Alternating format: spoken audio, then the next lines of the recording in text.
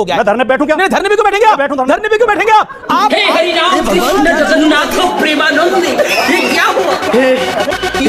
क्या हुई? फ्लैशबैक। विपक्ष ये माहौल बनाने में जुटा है कि भारत में बहुत बड़ी तबाही आ गई है, देश में एलपीजी खत्म हो गई है, पेट्रोल डीजल के दाम बढ़ने वाले हैं। अरे कौन भौंक रहा है ये बदतमीज? ऐसी सियासत से देश को और विपक्ष को क्या फायदा होगा, क्या हासिल होगा? क्या पैनिक फैलाकर विपक्ष का वोट बढ़ जाएगा? पैनिक हुई है तो पैनिक क्रिएट क्यों हुई? You said you are enjoying. ये आप मेरी बात सुनिए। You enjoying? हाँ बिल्कुल, ये एंजॉयमेंट का ही समय है ना, एंजॉयमेंट का ही समय हो रहा है ना। करिए एंजॉय, बनाइए खाना हवा में, खाइए जो मर्जी खाना है। स्कूल की फीस बढ़ती है आपको फर्क नहीं पड़ता, कॉलेज की फीस बढ़ती है आपको फर्क नहीं पड़ता, अनएम्प्लॉयमेंट आपको फर्क नहीं पड़ता, सिलेंडर हो या ना हो फर्क पड़ता नहीं है। आपको फर्क पड़ता है कि अब्दुल टाइट होना चाहिए, अब्दुल टाइट होना चाहिए, मुसलमान टाइट होना चाहिए, बाकी सब ठीक है। बात तो सही है। यानी ये शॉर्टेज के लिए आप लोग तो जिम्मेदार नहीं है, ये तो पकड़ा गया है। इस पर आप क्या कहना चाहते हैं? नहीं, जिम्मेदार नहीं भी हो तो आप ठहरा देंगे हमें इस शो में, पूरे जिम्मेदार सारी समस्या के लिए हमें ठहरा देंगे। ये देखो जूता, ये जूता। आप और अजय आलोक तो मिलकर ये भी सिद्ध कर देंगे कि इजराइल और ईरान में जो लड़ाई हो रही है उसके लिए भी हमें जिम्मेदार है, हमने शुरू कराई है। मीडिया और बीजेपी का रुख एक हो गया है। जो देश की समस्याएं हैं चाहे वो सामने दिखाई दे रही हो, विपक्ष मुंह न खोले। अगर यहाँ आप गलत बोल रहे हैं, यहाँ आप मुझे टोकना पड़ेगा। मीडिया और बीजेपी का रुख एक हो गया। मैं धरने बैठूं क्या? नहीं, धरने भी क्यों बैठेंगे आप? धरने भी क्यों बैठेंगे आप? सवाल सीधा है।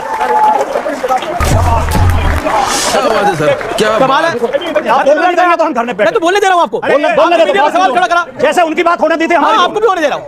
नहीं हुआ पूरा ये। मैं इसे सेंटेंस को सुधार देता हूं। कुछ मीडिया, सारा नहीं, कुछ मीडिया और बीजेपी का रुख हो गया कि जो समस्या है उस पर अगर बोल दिया तो विपक्ष देश को बदनाम कर रहा है, विपक्ष बदनामी कर बेइज्जती कर रहा है देश की। जब देश में ऑक्सीजन नहीं थी, जब उससे कोरोना से लोग मर रहे थे, जब पुलिस सड़कों पर लाठियां बजा रही थी, तब भी बीजेपी वाले कहते थे ऑक्सीजन पर्याप्त मात्रा में है।